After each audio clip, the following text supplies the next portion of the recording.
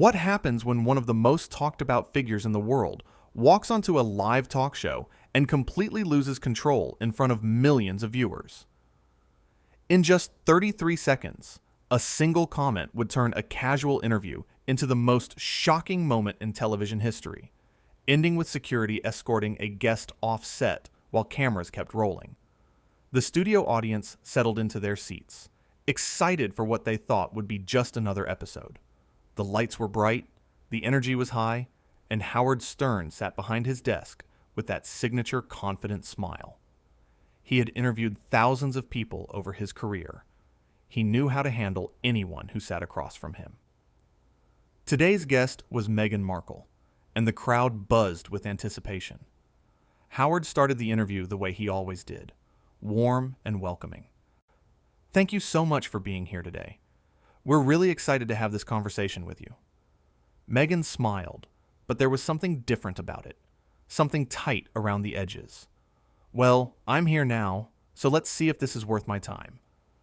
The audience laughed nervously. Howard chuckled, thinking it was a joke. "That's the spirit. So, let's jump right in. You've been in the public eye for quite some time now. How do you handle all the attention?" "Handle it?" Meghan leaned back in her chair, crossing her arms. "Howard, I don't handle attention. Attention follows me because of who I am. There's a difference." Howard nodded slowly, keeping his professional composure. "Sure, I can understand that. But what I mean is, with all the media coverage, both positive and negative, how do you stay grounded?" "Grounded?" Meghan laughed, but it wasn't a friendly laugh. "You think I need to stay grounded. I've lived more life than most people could ever dream of. I've been on television. I've been royalty. I've been everything. What could possibly make me feel like I need to be grounded?" The audience went quiet. Howard's smile faded just a little, but he pressed on. This was live television, and he was a professional. "I think what the audience wants to know is how you deal with criticism. Everyone faces it, especially people in your position." "Criticism?" Meghan repeated, her voice getting sharper. "You mean the lies, the constant attacks, the people who are just jealous of what I've accomplished? That's not criticism, Howard. That's hatred." "I'm not talking about hatred," Howard said calmly. "I'm talking about fair criticism. When people disagree with choices you've made or things you've said. How do you process that?" Meghan's face changed. Her eyes narrowed. "Fair criticism? From who? From you? From people who sit in their comfortable studios and judge others? You have no idea what I've been through." Howard raised his hands in a peaceful gesture. "You're absolutely right. I don't know everything you've been through. That's why I'm asking. That's why you're here, to share your perspective." "My perspective," Meghan said slowly, her voice dripping with sarcasm. "You want my perspective? Here it is. Everyone in this room, everyone watching at home, they're all obsessed with me. They can't stop talking about me. And you know what? That's because I matter. I'm important. And most people can't handle that."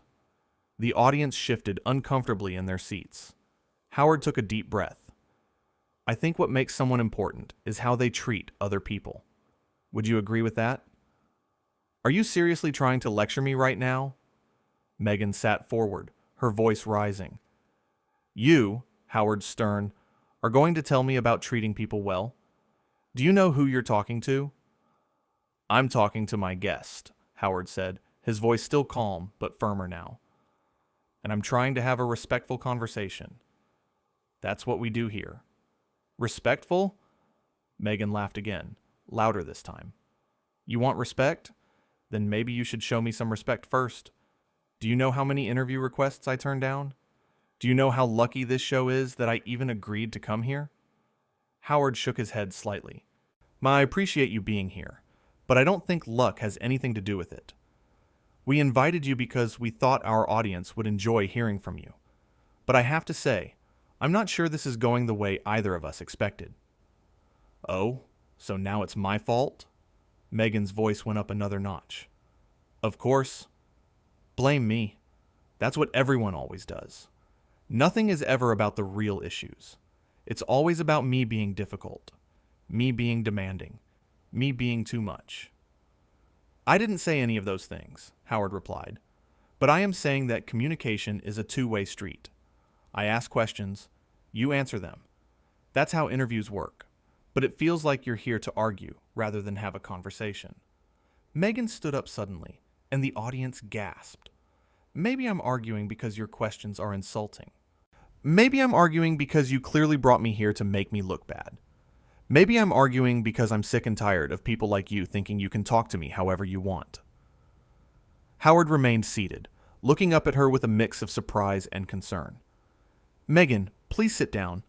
Nobody's trying to make you look bad. We can talk through this. Talk through this? Meghan's hands were shaking now. There's nothing to talk through. You invited me here under false pretenses. You said this would be a friendly conversation, but you've done nothing but attack me from the moment I sat down. I asked you about handling attention and dealing with criticism, Howard said, his voice still measured. Those are standard interview questions. I've asked them to hundreds of guests. Well, I'm not like your other guests, Meghan shot back. I'm not some nobody who's grateful to be on your show. I'm Meghan Markle. People around the world know my name. What do they know you for? Shock value? Controversy? At least I stand for something real. The audience was completely silent now. Howard stood up slowly, and when he spoke, his voice was quieter, but stronger. You know what, Meghan? You're right. You're not like my other guests. Because every other guest who has sat in that chair, whether they were famous or just starting out, whether they agreed with me or not, they treated this conversation with respect. They understood that we're all human beings, trying to connect with each other. But you walked in here with an attitude, and you've done nothing but insult me, insult this show, and frankly, insult everyone who took time out of their day to listen to you. Meghan's face turned red. How dare you speak to me like that? Do you know what I could do to your career? Do you know how many people listen to what I say? And there it is, Howard said, shaking his head. The threat. The appeal to your fame and your power. You know what the sad thing is? You probably did have something meaningful to share. But instead of having a real conversation, instead of being vulnerable or honest or even just polite, you chose to make this about yourself in the worst way possible. You are unbelievable, Meghan said, her voice shaking with anger. You sit there on your high horse, acting like you're some kind of saint. But you're just another bitter person who can't stand to see someone else shine brighter than you. I'm not on a high horse, Howard replied. I'm just doing my job. And part of my job is calling out behavior when it crosses a line. And Meghan, you crossed that line the moment you decided that being a guest on this show was beneath you. Beneath me? Meghan's voice was almost a shout now. It is beneath me. This whole thing is beneath me. You, your show, your audience, all of it. I should never have come here. I should never have wasted my time with someone as small-minded and insignificant as you. The audience erupted in scattered boos. Some people were shaking their heads. Others sat with their mouths open, unable to believe what they were hearing. This wasn't just a difficult interview anymore. This was something else entirely. Howard took a moment before responding. He looked at Meghan carefully, his expression a mix of disappointment and resolve. You know, I've been called a lot of things in my career. Small-minded isn't usually one of them. But if standing up for basic respect makes me small-minded in your eyes, then I'll take that label proudly. You don't get it, Meghan said, her voice still raised, but now with a trembling quality to it. You sit here every day, interviewing people, asking them questions, acting like you're some kind of authority on life. But you're not. You're just a man with a microphone who got lucky. Lucky, Howard repeated, nodding slowly. You know what? You're partially right. I am lucky. I'm lucky to have this platform. I'm lucky to get to talk to interesting people. I'm lucky that people trust me enough to come on this show and share their stories. But that luck came from years of work, Years of building relationships. Years of treating people with the respect they deserve. And that's the part you don't seem to understand. Meghan's eyes flashed with anger. Don't you dare lecture me about work. I have worked harder than you could possibly imagine. I have sacrificed more than you'll ever know. And I have earned every single thing I have. I'm sure you have worked hard, Howard said, his voice remaining steady. I'm not questioning that. What I'm questioning is why you think that hard work gives you permission to treat other people poorly. Because it doesn't. Hard work should make you more humble, not less. Humble? Meghan let out a harsh laugh. You want me to be humble? And after everything I've accomplished? After everything I've overcome? You want me to just shrink myself down and act grateful for every opportunity? That's not who I am. That's not who I'll ever be. There's a difference between confidence and arrogance, Howard replied. And right now, you're showing everyone watching the difference. The audience murmured in agreement. Meghan whipped around to face them, her expression fierce. Oh, so now you're all against me too? Of course you are. That's how it always goes. Everyone loves to tear down a successful woman. Everyone loves to watch her fail. Nobody wants to see you fail, Howard said firmly. But people do want to see you take responsibility for your actions, for your words, for the way you're treating everyone in this room right now. Meghan turned back to face him, her face flushed with emotion. My actions? What about your actions? You brought me here knowing this would happen. You set me up. You wanted me to look bad so you could look like the hero. Howard shook his head slowly, his patience clearly wearing thin, but his composure still intact. Meghan, I didn't set you up. I asked you standard interview questions. Questions I've asked 1,000 times before. The only person who made you look bad today is you. And the sad thing is, you still don't see it. I see it perfectly, Meghan shot back. I see a man who's threatened by a powerful woman. I see a show that's clearly past its prime trying to create drama for ratings. I see an audience full of people who don't know the first thing about me or my life. Then help us understand, Howard said, his voice suddenly softer. That's what you came here to do, isn't it? To share your story, to help people understand your perspective. But instead of doing that, instead of opening up, you've spent this entire time attacking everyone around you. For just a moment, something flickered across Meghan's face. Was it doubt? Regret? But it disappeared as quickly as it came, replaced once again by that hard, defensive expression. I don't owe anyone my story, she said coldly. I don't owe anyone explanations. And I certainly don't owe you anything. You're right, Howard agreed.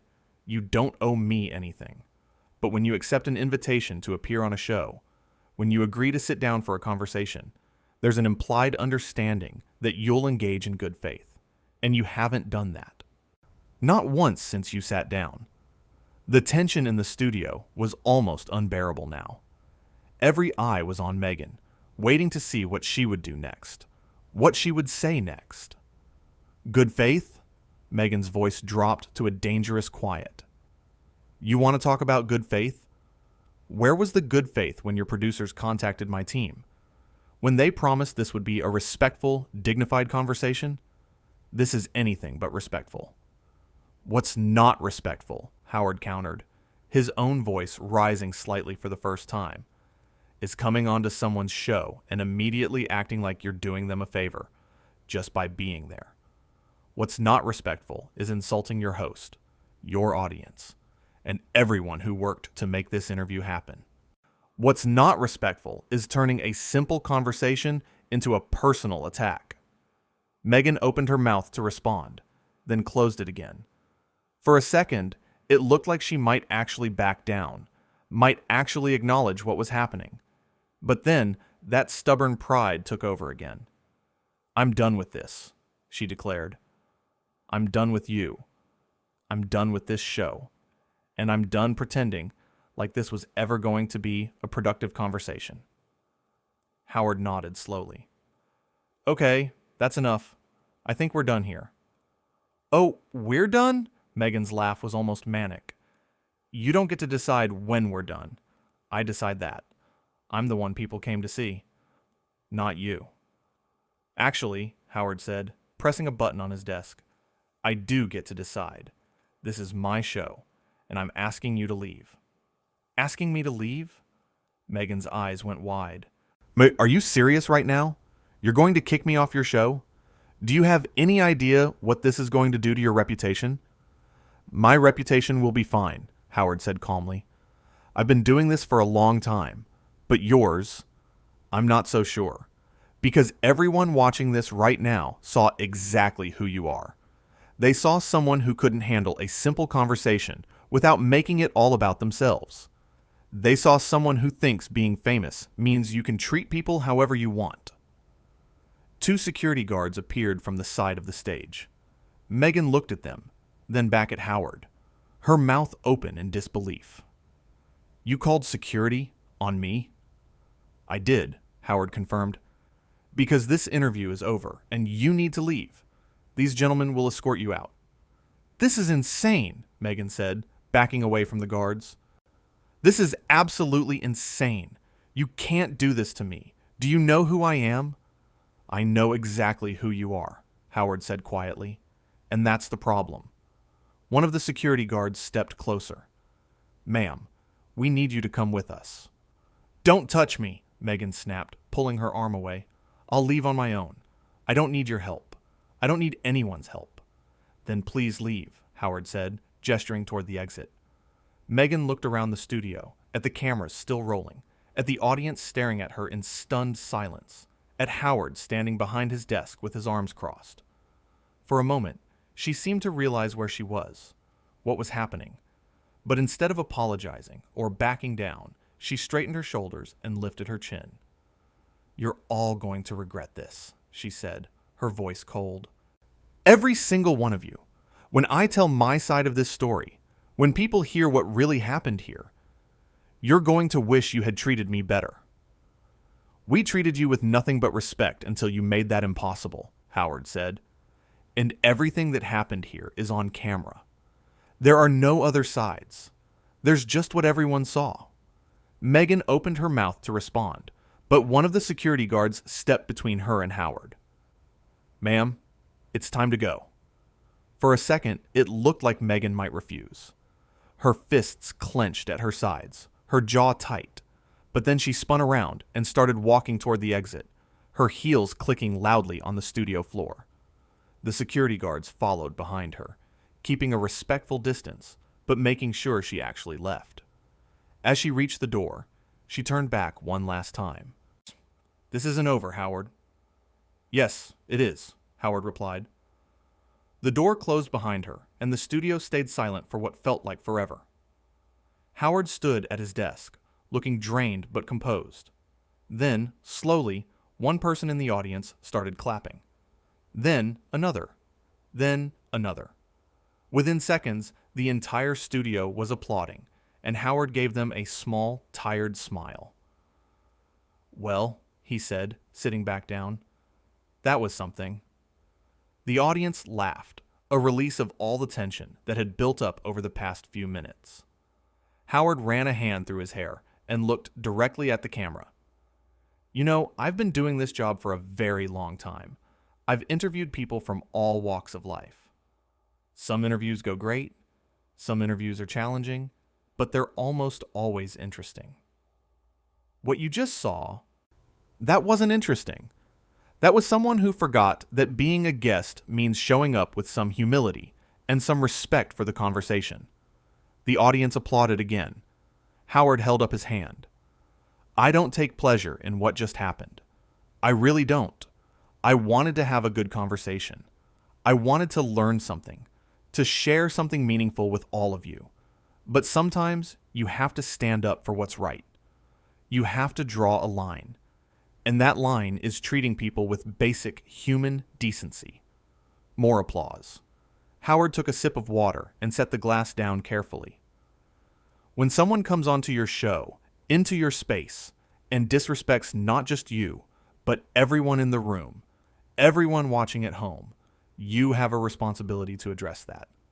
Not because you want drama, not because you want attention, but because staying silent makes you complicit. The audience was completely focused on him now, hanging on every word.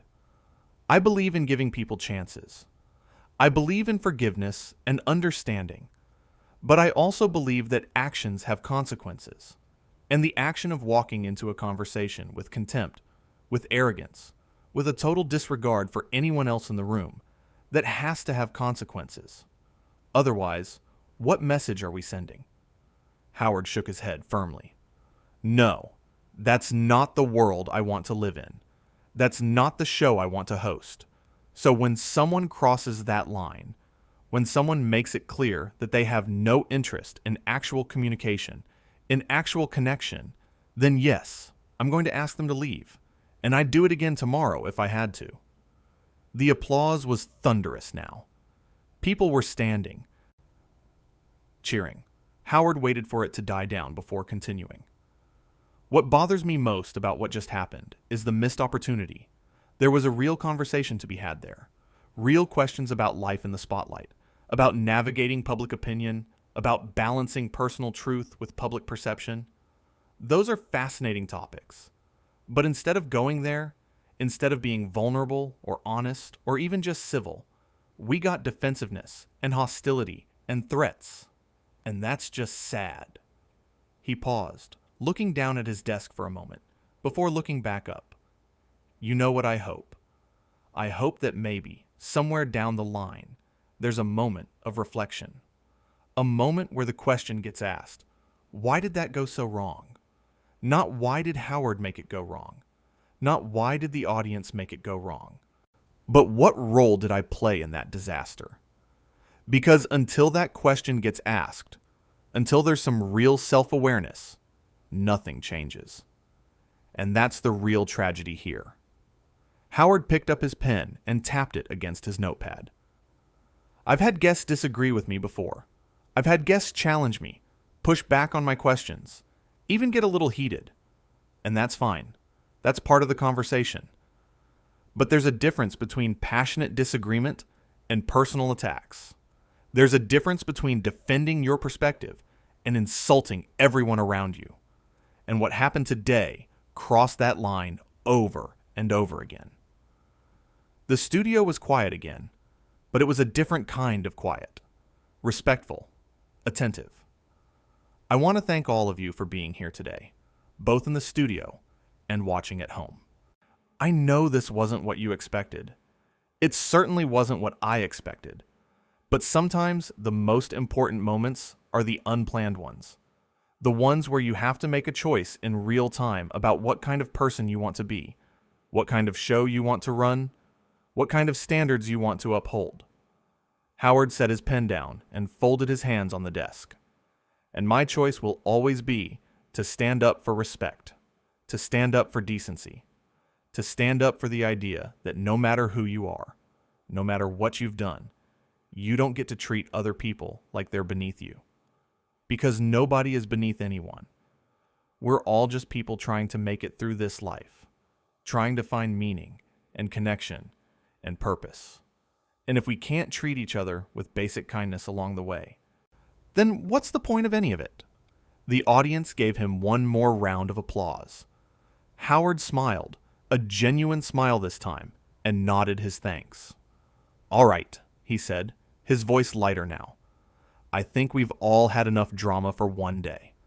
When we come back, we're going to reset, take a breath, and remember why we do this in the first place.